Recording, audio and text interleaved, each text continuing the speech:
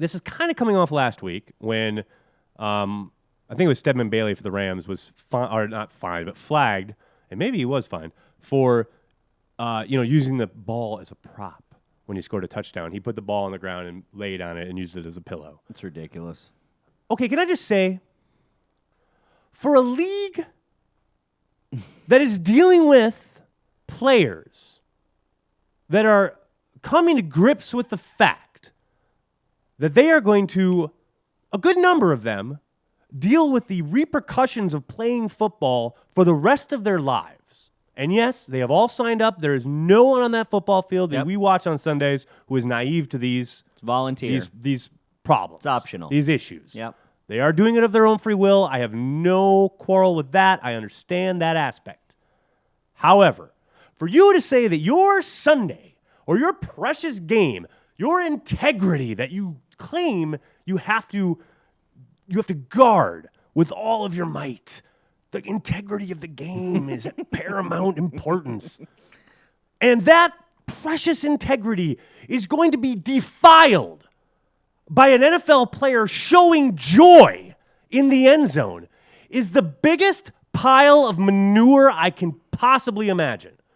The idea that one of the main reasons they made things illegal in regards to group celebrations were because of things like the fun bunch that the Washington team used to do back in the day, in the 80s. Guys would get in a circle, they would all high five, and one time a group of, I think it was Cowboys, came and were objecting and were trying to tear them apart. Yeah, I remember that. And it was, quote unquote, almost a fight, which is adorable if you go back and watch the replay of that actual moment, because it's the furthest thing away from a fight.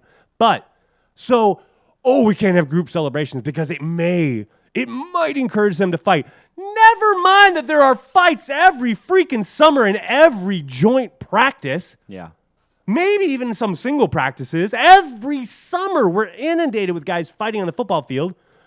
That happens.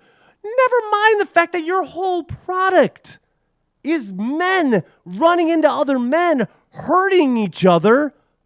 A vast amount of the game is spent trying to hurt / injure the other guy across from you, but we can't have some pushing and shoving after a touchdown celebration. Well, it might not look good on television. There is a very, very large disconnect in the NFL right now when it comes to the celebrations and the things that are disciplined versus the Hardys of the world that are just allowed to keep playing football, keep doing what they're doing, and white rich men make excuses for what they're doing with no regard to the world that we live in.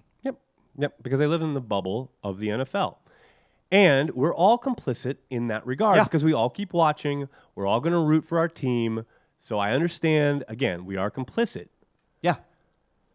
And this brings me back to my point. This point. show is complicit. Oh, absolutely. Our existence, our We've being had here Katie talking Nolan in on, but that doesn't make us any less complicit. Katie Nolan is complicit to some degree. We're all complicit. Watching, being a part of the thing. I agree. Churning the butter. We are all complicit. But that brings me back to my point. So we've got this whole thing. We've got the Greg Hardys of the world out there, right? We've got them playing football. We got them sacking quarterbacks. Everything's fine. But God forbid Terrell Owens gets a thing of popcorn and puts it in his face mask. God forbid Joe Horn grabs a cell phone and pretends to make a call. God forbid someone has some fucking fun. I'm so sick of it. I'm so sick of it being a bad thing for guys to show joy on the football field. And someone in my Twitter today says, that's what the locker room is for. Get the fuck out of here with that. No, the locker room. You're not allowed to show joy on the field, but you're supposed to save it for the locker. Get the fuck out of here with that. No, the locker room is not for female reporters, Aaron. Yeah, well, apparently not in Indianapolis anyway.